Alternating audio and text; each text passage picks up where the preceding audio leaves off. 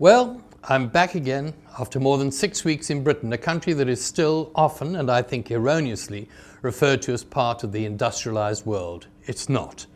But it is certainly part of the developed world, still wallowing, I suppose, in the wealth generated by empire, and also the fact that it's attracted global financial business. And that seems to me rather tenuous, but that's another story. But it's also very much part of the world of which we're a part of. And there are many similarities, not the least of which the gap between rich and poor. Poverty may be relative, but the gap that grew in the Thatcher years in Britain has never closed. In fact, it's widened. And while I was there, we also had the case of 2 of the remaining steel mills in Britain closing down. One Chinese-owned, one Indian-owned, and both of them closing down with devastating consequences for the communities in which they're cited, because there was the loss of thousands of jobs, and that should really ring a bell here. There's also the reality of imports, and you can go into any major store in Britain and see this, which is similar to us, of imports having swamped and all but annihilated local production, and that in a country that was once referred to as the workshop of the world. But more importantly is the link we appear to currently share, I think, regarding democracy, what it is and how it does or perhaps should operate.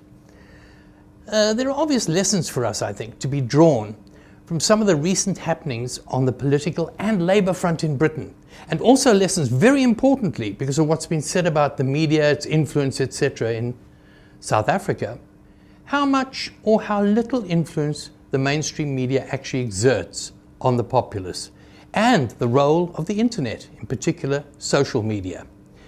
I know economic questions are important, and I happen to think that the British economy is a very fragile one, with apparently even booming London being perhaps a bubble on the brink of serious deflation. But all that can wait.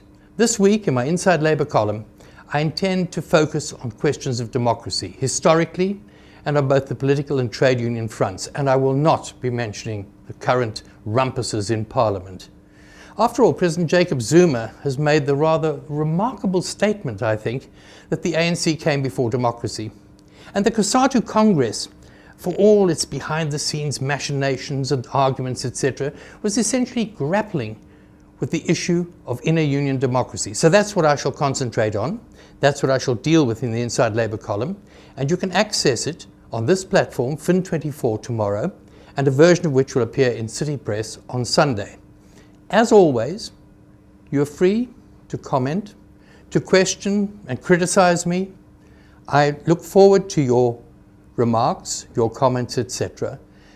Just do so through editor@fin24.com. That's editor@fin24.com.